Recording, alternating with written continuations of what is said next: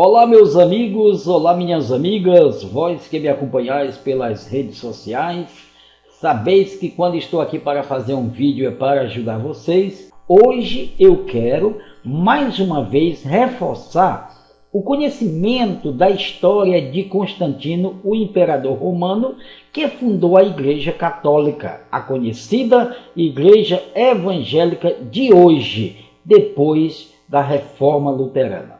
Já tenho tentado ajudar em alguns vídeos meus, mostrando a verdadeira identidade do cristianismo, pois os evangélicos neófitos acreditam cegamente que as igrejas evangélicas cristãs são resultados das boas novas pregadas pelos apóstolos do Messias. Mas tudo isso não passa de utopia romana. Na verdade, os apóstolos não chegaram nem próximo desse malogro inventado por Constantino, o imperador de Roma. O mais complicado é que Constantino inventou a religião e criou seu próprio Deus e logo inseriu o tal Deus na Vulgata Latina e entregaram em nossas mãos uma xerox da Vulgata Latina divorciada das escrituras hebraicas. Porém disseram que a dita cuja era a palavra de Deus. Ninguém aqui sabia o que era Deus, ninguém conhecia a história do Salvador e todo mundo engoliu essa mentira de que havia um Salvador cujo nome era Jesus. E todos os ocidentais receberam essa mentira como se fosse uma verdade plena. E até hoje quase todos vivem no engodo desgraçado de Constantino, o fundador da religião católica evangélica. Se você quer saber direitinho sobre esse invento mundial, veja a história de Constantino, o 4º volume, e você verá o que aconteceu no Concílio de Niceia e corroborará comigo em tudo o que eu estou dizendo. Eu vou fazer uma pequena demonstração da história para vocês e verão que o Messias de Israel nunca teve nenhum vínculo com esse Jesus Cristo de Roma. A maioria dos escritores cristãos da atualidade suprimiu a verdade sobre o desenvolvimento do cristianismo e ocultaram os esforços de Constantino para conter o caráter vergonhoso dos presbíteros que agora são chamados de pais da igreja. De acordo com Eusébio, que viveu em 360 a 339, Constantino observou que entre os presbíteros havia facções, brigas e era necessário estabelecer um estado mais religioso. Mas ele não conseguiu trazer um acordo entre as facções. Foi nessa assembleia e com tantas ramificações representadas, um total de 318 bispos, sacerdotes, diáconos, subdiáconos e exorcistas, se reuniram para debater e decidir sobre um sistema de crença unificado que englobava apenas um Deus. A intenção de Constantino em Niceia foi a criação de um Deus totalmente novo para o seu império, que uniria todas as religiões sobre uma divindade. Os presbíteros foram convidados para debater e decidir quem seria o novo Deus.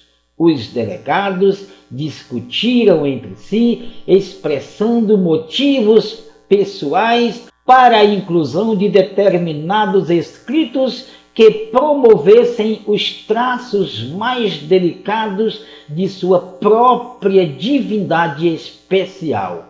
Ao longo da reunião, alguns uivavam e o debate se tornava mais acalorado, e os nomes dos 53 deuses foram apresentados para discussão. Constantino viu que nesse sistema confuso de dogmas fragmentado a oportunidade de criar uma nova religião e que se ligasse ao Estado, neutro em termos de conceito e para protegê-lo por lei. Quando ele conquistou o Oriente em 324, enviou o seu conselheiro religioso espanhol Osius de Córdoba a Alexandria com cartas para vários bispos, exortando-os a fazer as pazes entre si. Constantino era o espírito dominante em Niceia, e ele finalmente decidiu por um novo Deus para eles.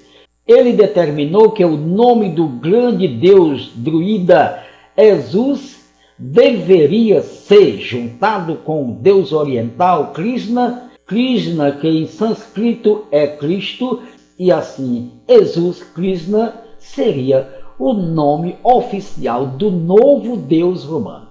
A votação foi realizada e ambas as divindades se tornaram um deus. Um novo deus foi proclamado e oficialmente ratificado por Constantino.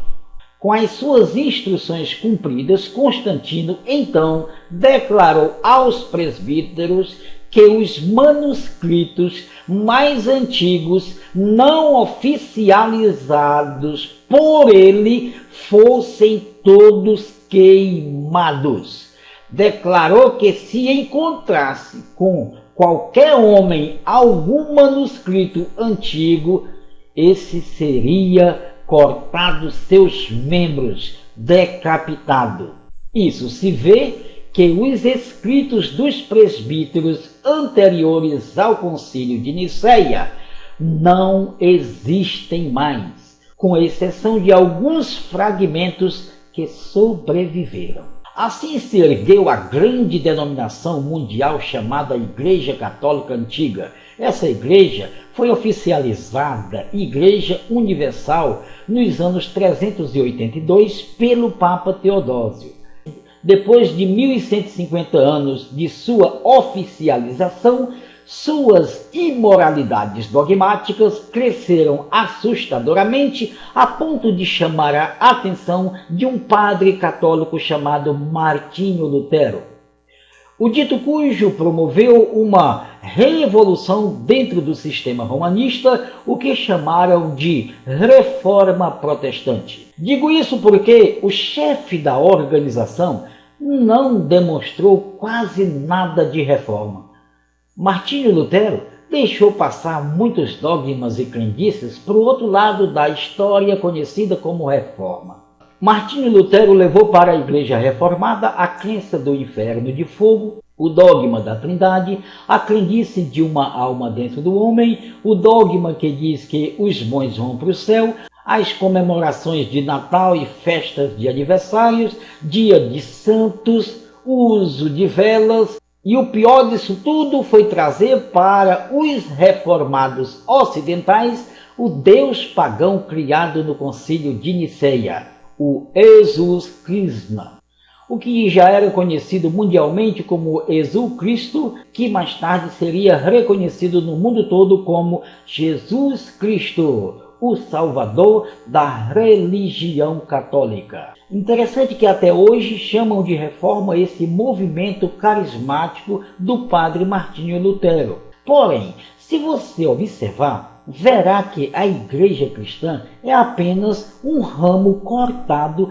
da mãe Igreja Católica Romana. Essa é a verdade, doa quem doer. Meus amigos, eu apenas abri uma porta para a pesquisa. Procurem vocês a história de Constantino, 4º volume, e vocês irão saber todas as verdades sobre a fundação do cristianismo e terão muito mais certeza de que o cristianismo não tem nenhum vínculo com o Mashiach de Israel. Por hoje é só. Se vocês querem saber mais sobre o assunto, então entre em contato comigo no meu Facebook, Ivan Lopes, e eu estou aqui para ajudar. Ou então me adicione no meu WhatsApp, que ficará aí na descrição do vídeo. Por hoje é só e até o próximo trabalho.